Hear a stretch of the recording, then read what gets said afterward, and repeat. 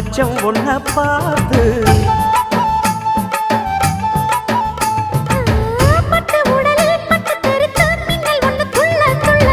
வெக்கம் துடிக்க விளக்கணைக்க ஜன்னல் கண்ணை மூடிக்கொள்ள 10 நாள் கழிச்சு தாண்டி கதவை திறக்கணும்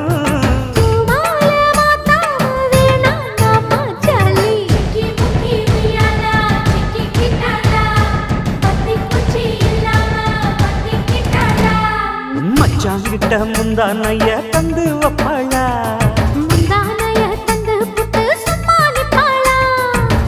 பல நாள் பசி இருக்கு விருந்து வப்பாளா